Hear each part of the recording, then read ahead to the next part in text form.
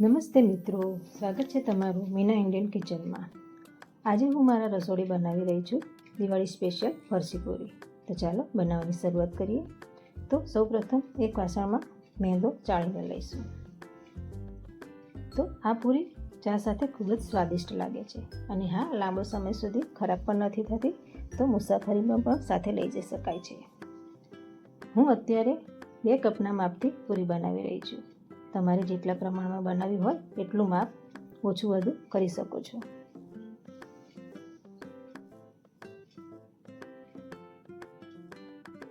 હવે 3 ચમચી સોજી નાખીશું।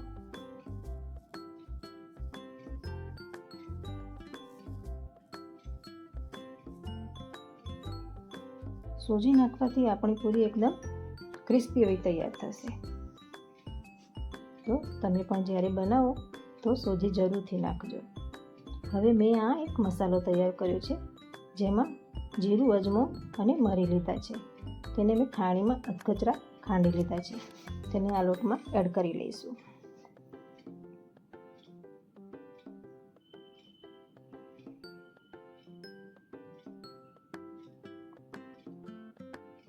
સ્વાદ પ્રમાણે મીઠું નાખીશું।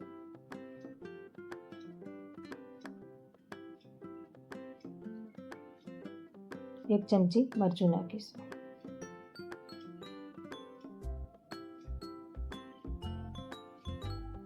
બધું બરાબર મિક્સ કરી લઈશું।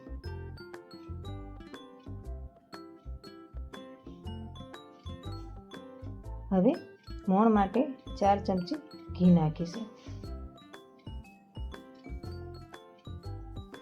ઘીના બદલે તમે તેલનું પણ મોણ કરી શકો છો, પણ ઘી નાખવાથી આપણી પૂરી એકદમ ખસ્તા એવી તૈયાર થાય છે। જુઓ, આવું મુઠ્ઠી પડતું મોણ થવું જોઈએ। થોડું થોડું પાણી નાખીને કડક એવો લોટ બાંધી લઈશું।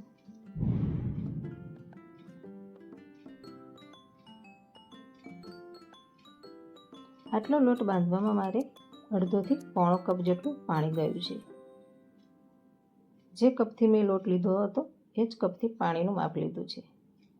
લોટને બરાબર 5 મિનિટ સુધી મસળી લઈશું। તો તૈયાર થઈ ગયો છે આપણો લોટ।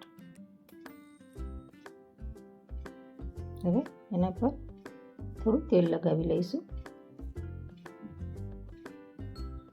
અને ઢાંકણ ઢાંકીને 15થી 20 મિનિટ માટે રાખી લઈશું। ત્યાં સુધી આપણે એક મિશ્રણ તૈયાર કરી લઈશું। એના માટે 3 ચમચી ચોખાનો લોટ લઈશું।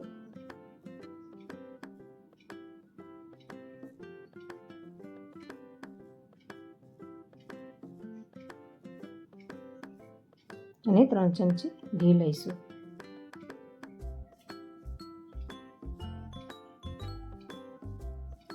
બરાબર મિક્સ કરી લઈશું।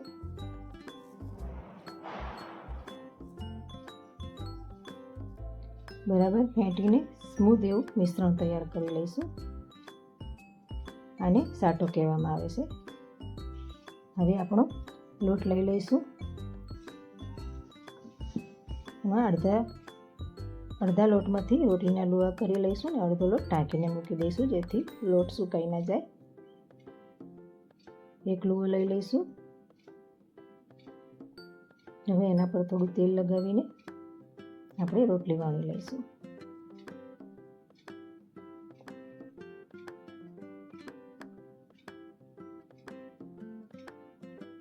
એકદમ પાતળી રોટલી વણવાની રહેશે। તો આવી રીતે બધી રોટલીઓ વણીને તૈયાર કરી લઈશું। હવે એક રોટલી લઈને તેના ઉપર આપણો તૈયાર કરેલો સાટો લગાવીશું।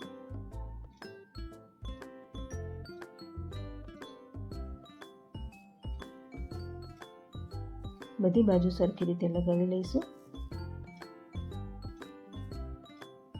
અને તેના પર થોડો ચોખાનો લોટ ભભરાવીશું। બીજી રોટલી મૂકીશું,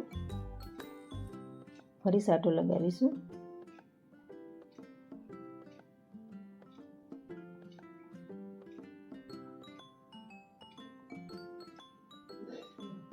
ચોખાનો લોટ ભભરાવીશું, ફરી ત્રીજી રોટલી મૂકીશું અને ફરી પાછી એ જ પ્રોસેસ કરીશું।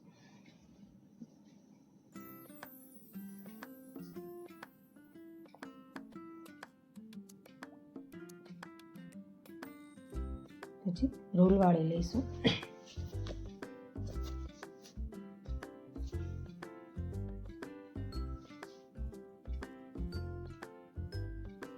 હલકા હાથે પ્રેસ કરીને સરખો એવો રોલ તૈયાર કરીશું અને બંને કિનારેથી છેડા કાપી લઈશું અને સરખા ભાગે કટ કરી લઈશું.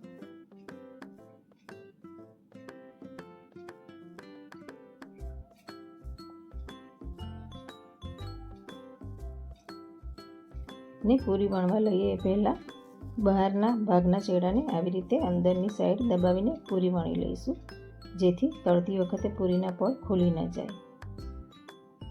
બધી પૂરીને આ રીતે તૈયાર કરી લઈશું.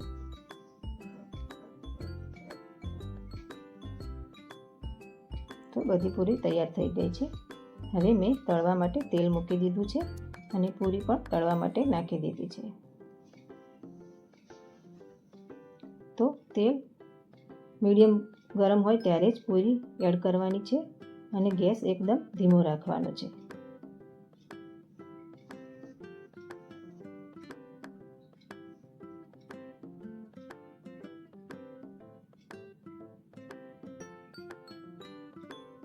પૂરી તળાઈને ઉપર આવી જાય પછી બીજી બાજુ ફેરવવાની રહેશે.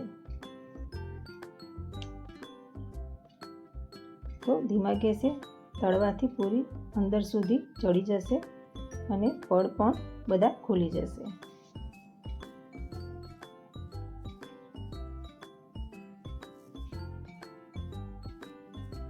હલકા બદામી રંગની થાય પછી પૂરીને આપણે કાઢી લઈશું.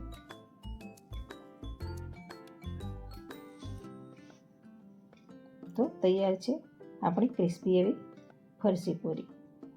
તો મિત્રો તમે પણ ટ્રાય કરજો. જુઓ હું તમને તોડીને બતાવું છું. તો આ થોડી ગરમ છે એટલે હું ઠંડી જોઈને લઈ રહી છું. તો આ ઠંડી છે તો હું તમને તોડીને બતાવું. જુઓ એકદમ ક્રિસ્પી તૈયાર થઈ છે. તો તમે પણ એકવાર જરૂરથી બનાવજો. ધન્યવાદ.